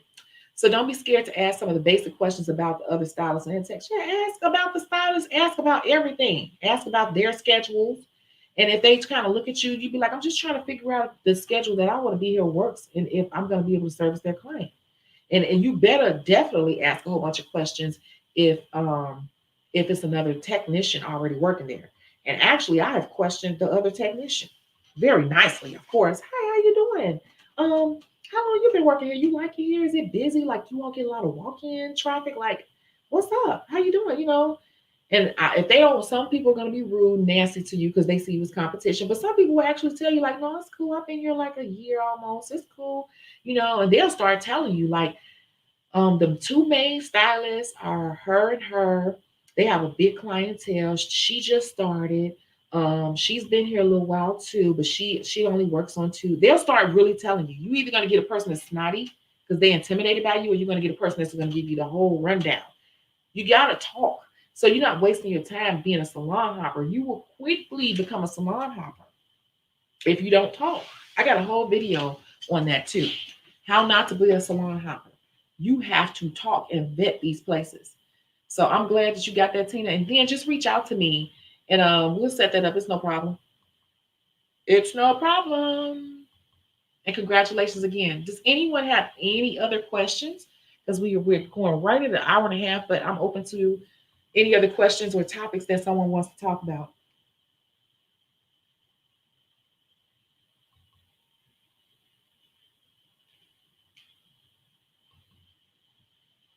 One other thing that I talked about in Chicago After Dark last night was financially, how do you set yourself up? And I went into a lot of this. It doesn't go into detail, but there is the last chapter which talks about how to set your business stuff up. And I was just saying that things like short-term disability is possible through your insurance company. You can set up retirement accounts and things through an app, and there are many of them, you know, and just knowing how to do this. But it's kind of a lot to it, you guys. You gotta. It's not hard. It's just that it's a little bit of work. And I don't know why it scares people so much to do this work, because you're going to someone's job 40, 50 hours a week and you're doing everything they ask. So put in the work for yourself. You get what I'm saying? Put in, it's once you set it up one time, you will see that it's not even that intimidating. And I was telling them that I forgot. Oh, I did make a video. I made a video on that because I got my insurance policy and I forgot that my agent, and I was thinking about bringing her on. I was going to ask her if she wanted to conference in. Would you all like to do that? Because I was thinking about reaching out to my insurance agent and having her conference in on screen with me. And I wanted her to talk to you all about some of the products that are available to entrepreneurs. Her name is Miss Nolan, and she's a State Farm representative. I want you all to understand, as an entrepreneur, that you can have the same protections and setup as anybody else who has a job. And I don't want you all to just hear from me. I want you all to hear from real professionals. So you know I know what I'm talking about, and I'm not just blowing smoke up your butt. I'm gonna reach out to her. I'm gonna ask her if she would do it. Now, if I do it, we're not gonna be able to hold her forever because she's gonna be busy. But okay. I'll ask her if she will hop on camp. I think she said it when I first signed up with her, but I'm gonna ask her, like, would you seriously want to do it? And even if so, she's gonna do it, and I'm gonna tell you why she probably will do it, because she's trying to get your business. But I'm going to tell you that things like this do not cost a lot of money. Actually, let me hold on, you guys.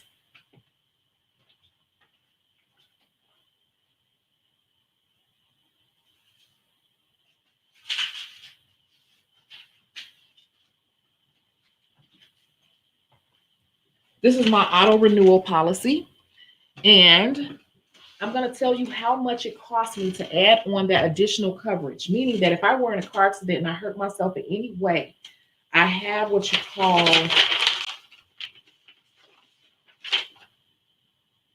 hold on, I have what you call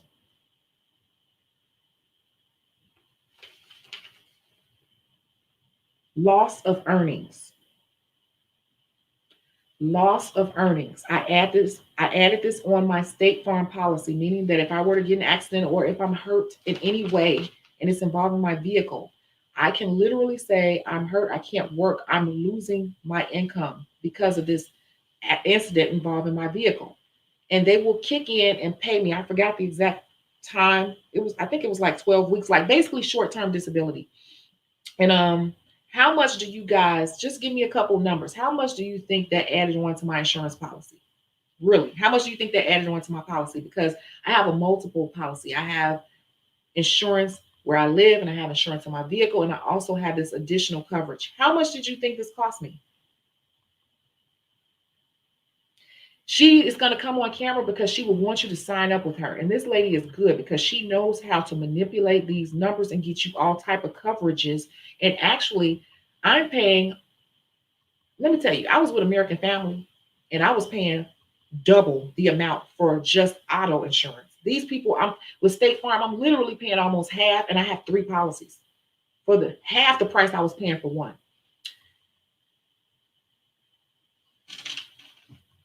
So Surf said $30 to $40, and this is for a 6-month premium. For a 6-month premium, how much extra do you think it cost me to add on this loss of earnings coverage? You said $30 to $40. Tina said $15. Nails by Deborah Lynn said $40. Anyone else? You said $8 a month. $8 a month. So you're saying that it cost me what? What's 8 times? Y'all know some quick math. I get goofy. It's 42, right? So you're saying $42, because I'm talking about how much did it cost me additional on my 6-month policy?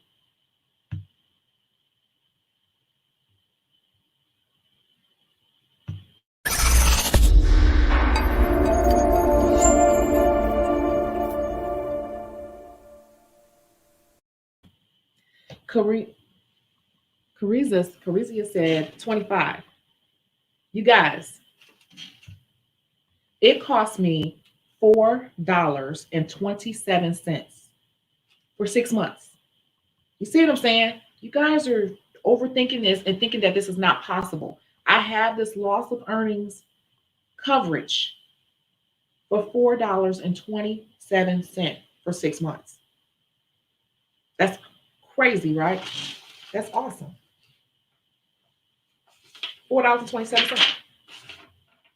Why wouldn't I add one? And she has so many other products too. Tell me it ain't possible to work for yourself. I have more coverages than a lot of people who work, you know, a lot of these jobs. Some people have jobs that are just paying the bills. They don't even have benefits. I create my own benefits. I start talking to people and I find ways to work it in. I'm like, I talk. I'm a nail tech. I'm a licensed professional. I'm a nail tech. And they'll start telling me about there's so many different products and services out here for entrepreneurs.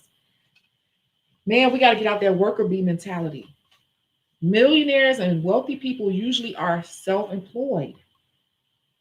They have health insurance. They have all those things. They just purchase it themselves from outside companies. And a lot of the things that we already pay for have different things such as that you can add on additional coverages. $4.27. So I just wanted to be clear with that. It didn't even cost me anything. It's really free. And then the more things you add on when you purchase the things we already pay for, understand how insurance works. The more things you add on, it actually makes the policy come down. So to get an auto policy for your car is, let's say, $150. But the more you add on, that price comes down. It's almost like you're getting stuff for free. Multiple policy discount is real. Multiple policy discounts are real. So she got some other things that I'm going to add on too. But I was like, let's just start with this for now. And I just want to see, because I'm new to State Farm, because I've been with American Family for 15 years or so. I hate that I was with them that long, just throwing money out the window. So I'm going to have her come on and she's going to do it because she's going to want to get your business. And she's probably going to go around about the way and give you all an overview because she's a businesswoman. So if you want more information, she's going to be like, call me. But what I'll do is I will post her information. I'm going to try to get her on here this week. I'm going to try. I'm looking through comments. You said could go viral. Yes. That'd be awesome. Yes, please. Okay, cool. Like 10 things that nail technicians should ask salons or something. Okay. But I might have a video. You guys, do I have a video that's kind of similar to that? But I might do that one next week. I don't know. So thankful for the info, honestly. Definitely a lot to learn when it comes to finances. That's the main thing outside of nails. Cool. Yes, you took the video down. I was 30 minutes into it and it was down. It was too much cursing in there. I was like, it's just too much cursing. Sorry. Yes, bring in the lady, please.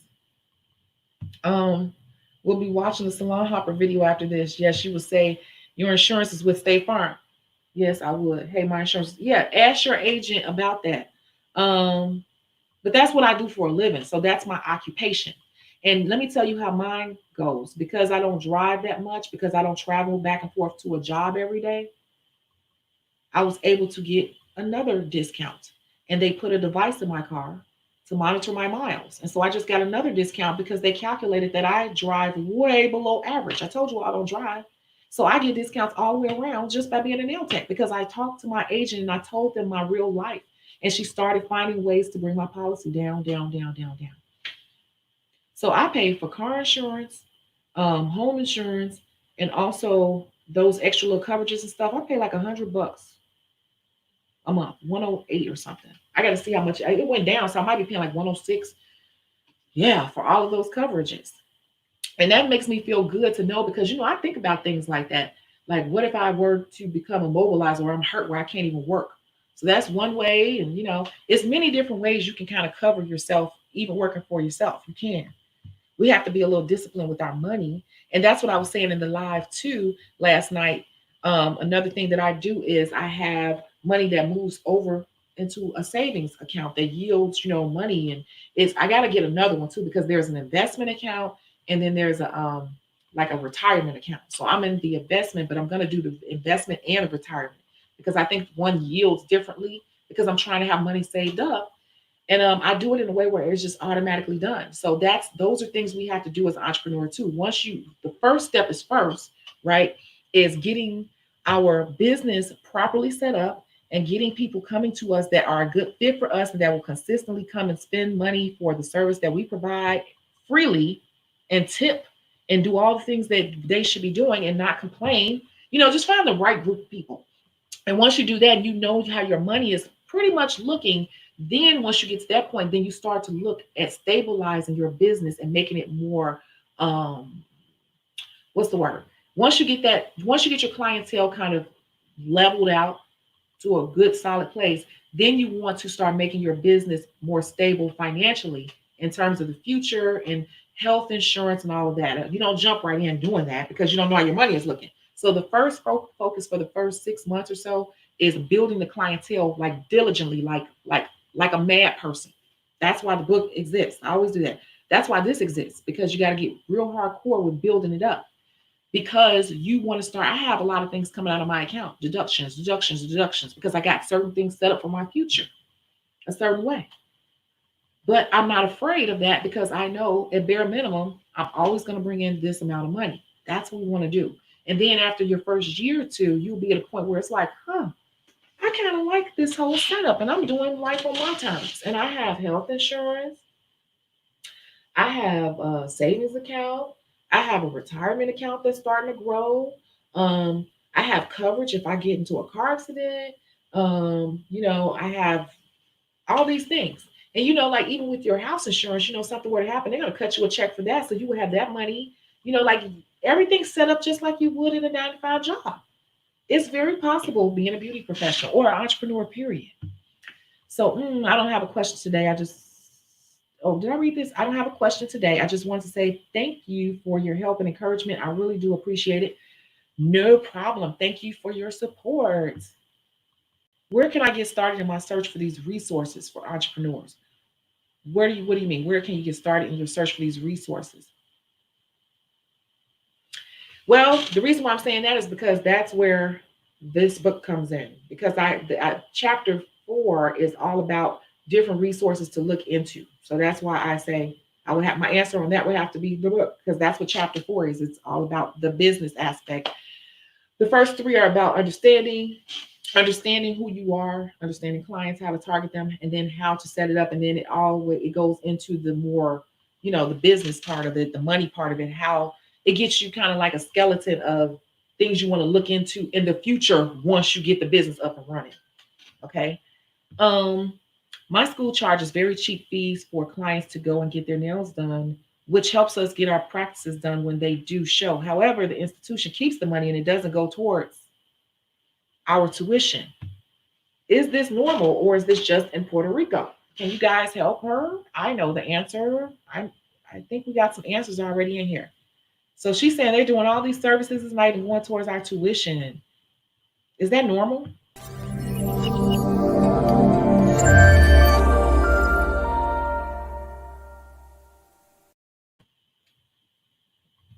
Jules waving hi.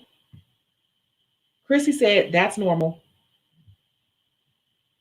Jules said that's normal.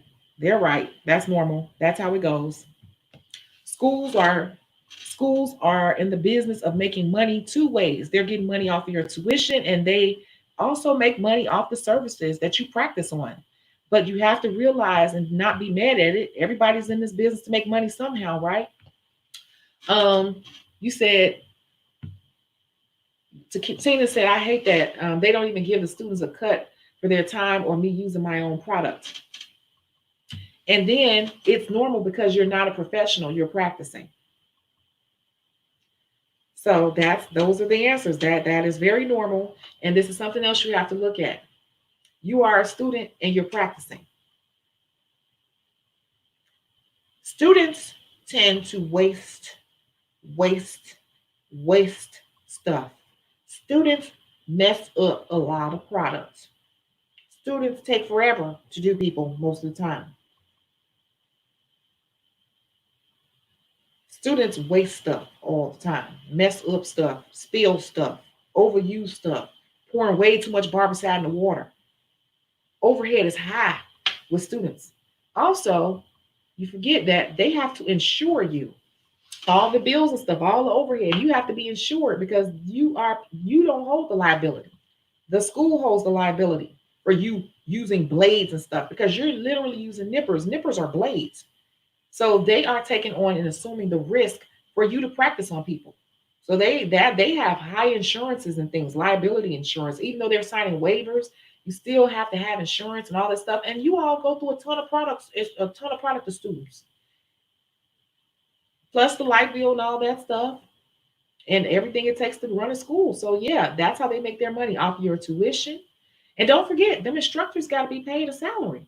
It's a lot to run a school. It's money in making in schools, but it's a lot to run a school. All the administrators on salary, all the instructors on salary. They got to keep buying all this product for y'all to play in, And then they have insurance plus all the regular utilities and bills. So that's where that money is going towards. To be honest with you, it's this. You're not supposed to be making money. You're just practicing. That's what you're there for. So yeah, that's pretty normal. I was just trying to get you a way to look at it in a different way.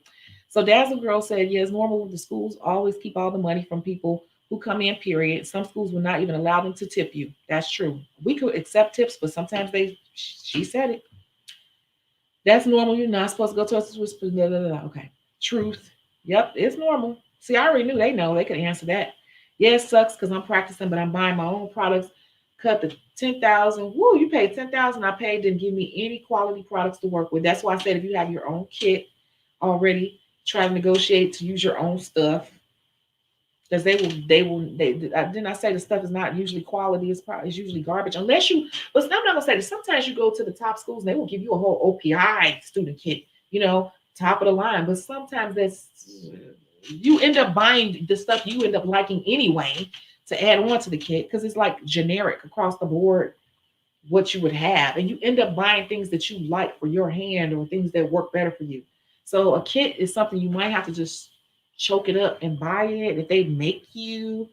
But it's like it's one of those cost of doing business. It's one of those sucky parts. But like we said, we go through this one time, and once it's one and done. So that's just one. It's just part of the business. It's part of the business.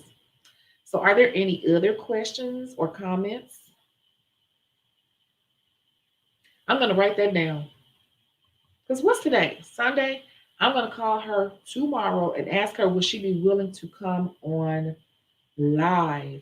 But guess what? It's gonna have to be during the day, probably around 1 o'clock or so, around the lunch hour, and it's gonna be a really quick thing. And I'm gonna have probably one or two questions to ask her and just let her talk. And then I will let her put her information up there and she's gonna hop off. And I just know because insurance agents are usually busy answering calls and policy quotes and stuff like that. And so you can, reach out to her to ask more. I don't think she's going to go, I'm not going to ask her to go person by person and say, well, according to your situation, I think you should do this. I'm going to let her give you a general overview. And then, yeah. Honestly, I think you would make the perfect instructor. Girl, me, I'm somebody already said that before, and this is how I feel about it.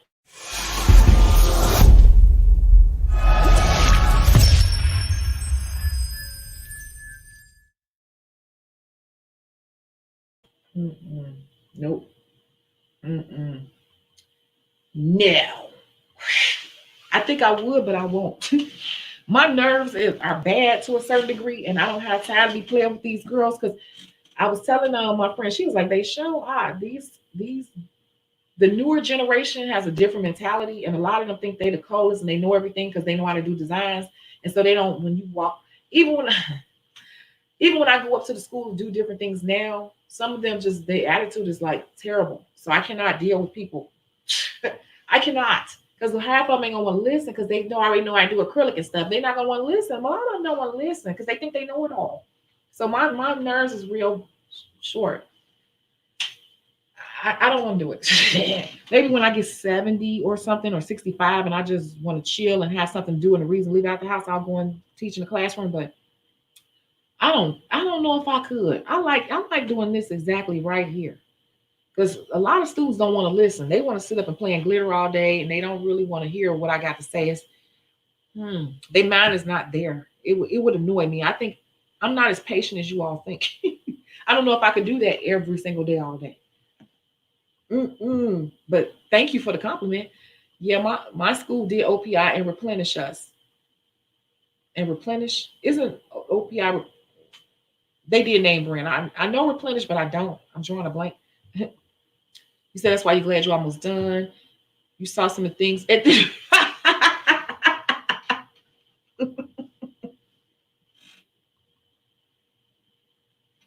you saw some of the things your kid at 99-cent store. I told you it's like a general across the board. We saw a little scrubber brush. They'll say that kid worth $500, but it's not. But they're in the business of making money too. You know? Okay, I feel way better now that I know it's normal. Yeah, it's normal. That's very normal. And I know in school here in Chicago, they say that man, he will show you what to do for a day or two, and he throws you right on that floor and have you doing people back to back to back because he's keeping all the money. They was like, when you leave there, you will know how to do some stuff, but it's not a lot of teaching. It's a lot of on the clinic floor, which is I don't think that's correct, but you'd be surprised. Yeah, it's a come up for some. But I have thought about opening the school. I'm not gonna lie to you because my ex-boyfriend keeps saying I need to do that for many reasons. And I thought about it. But I'm just like, do you really wanna? Oh, it does like this. It does like this. Because I care a little bit too much, and I think I'll be getting too in my feelings with people. Because I'm an empath. I already know that, and I will. It's just like the salon business. Like I think those girls will be letting me down because a lot of them will drop out. A lot of them come and they drop out halfway through, and yeah, I'll just be like, why? Showing up at their door like, where are you? They'll be like, she's crazy. I don't know. I don't know. I don't know. I don't know. Um, are there any other questions? Do you all think we should take a break from the case studies? Can we get a poll? You can just go yes, no. Should we take a break from the case study this week?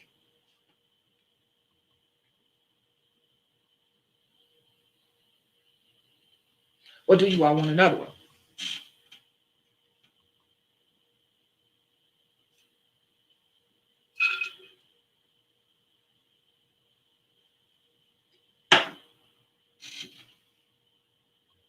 Just wondering. Because I could take a week off if you want me to, or I can keep going. The scenarios never end. And do you want me to keep posting them on Thursday, or do you want me to just wait until like the day before, like Saturday, like I did this week? I don't know how that works. Sometimes Saturdays can be too busy for me to stop and do this. Oh.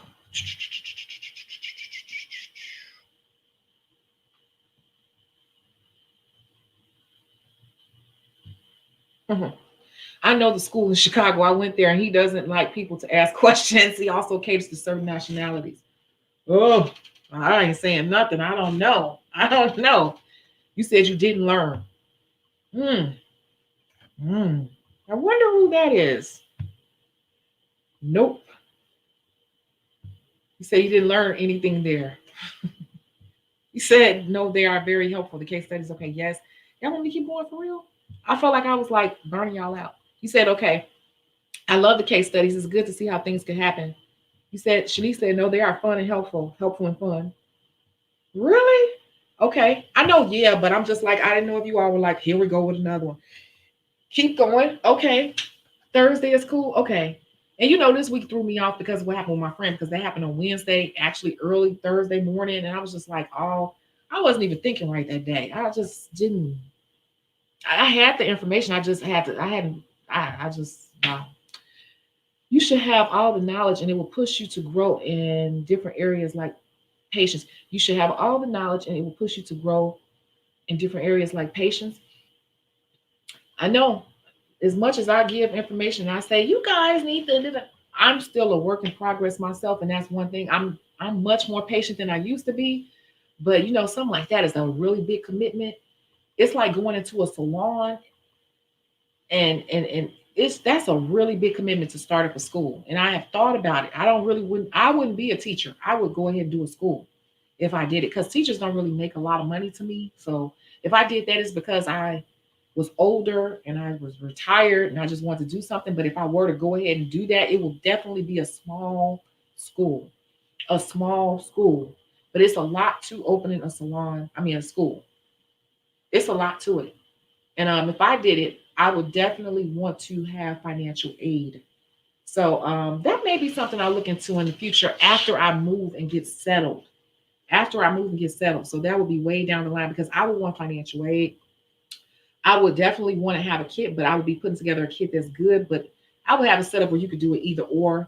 And I would definitely, make sure I have instructors who are actually licensed to do nails and not just cosmetology. And if they are cosmetologists, they got to show me they know how to do nails for real. Because technically, cosmetology teachers can teach nail classes, but they don't. That's not really their thing. They know enough just to technically do it. I would want nail instructors who can lay some nails and who have had experience out in the field. They got to, I want people to walk out saying this is a good school, like this is a good school. And I will always want to have like little seminars and classes from some of the people who are out there to come in and help and give them ways to make money too. Like, hey, I got Gigi's nails coming up here this Sunday from 2 to 5, and she's going to be teaching a class. It's $50, but she's going to be teaching you guys how to do the new flame nails in 30 minutes. It's a $50 class, and I send out an e-blast, and she makes money, you know, and do little stuff like that to even help the nail techs who are already out there. I would want to really pull it together and be all encompassing for the community if I did it. Yeah, it's a lot. I love the live discussion on Sunday, but can you please post the case studies whenever? What do you mean? Like, I just want to clarify. I love the case studies. It's a positive thing. I appreciate you so much for all your input into the industry. Thank you. Thank you. No, thank you. I don't know. I didn't even know this channel was going to growing like in this direction. I don't know, but I'm glad. I like the way that it's going. Yes, go small school and ready. Yes, I don't want a big school. It'll be a small school. Like we have no more than like 8 students at a time, a day class and a night class, day class and night class. And that is something I may look into after I get this situated. Because like I tell you all, if you try to do everything at once, nothing gets done correctly. So I have some big projects already. So that will probably be in about 3 years if I looked into something like that. Because it's not easy. I don't think it takes a lot of money. I think it's just a lot of paperwork and regulation and stuff that has to be done. And I know I would have to go back for instructor training, and I don't even know if I would want to be an instructor. I think I would just have that in case somebody called off work or something like that. But I don't necessarily think I would want to be the instructor. I think I would just want to run a school that's a good school, a good school. So we are cranking out good nail techs, and we, can grab our stuff back and treat people good, and it can bring a good feel back to the industry as a whole. And people, don't look at it and try to pull stuff like this. People will respect it again. Yes, I like my class of 6. Yeah, I want a smaller class too. I don't want to have this huge nail class. It's got to be small so we can go one-on-one, and you can break up in pairs, and I could walk around, or the nail instructor walk around and say, no, hold it like this, redo that, take that off and redo that. Make sure that they're getting it. And then it'll be something like, okay, you're gonna of course have to do free services. That's part of it. You got to practice or whatever. But yeah. So are there any other questions? I don't want to talk you all to death and keep repeating myself. Are there any other questions or comments? Congratulations again to our people who are starting school and all the great news that we are constantly hearing. That's why this channel exists. There will be a premiere video. It's already up and it's scheduled to run at, I think, 3:30 tomorrow, maybe 3:30. And I will figure out what the next case study will be. And I'm going to reach out to the State Farm agent to see if she could come on and talk to you guys real quick. But keep an eye out. Make sure you're hitting that notification bell on this channel, because if she comes on, it's going to be quick. We're not going to have it for a long time. It's going to be probably 10, 15 minutes. That's it. I already know. So Thank you so much. And I will catch you guys in the next video. Okay, you all make sure you have a good, productive night. And don't forget to keep practicing. Remember, consistency, that's how we get our confidence up. Practice, do sets, get on that mannequin head, and do what you got to do. Okay? Bye.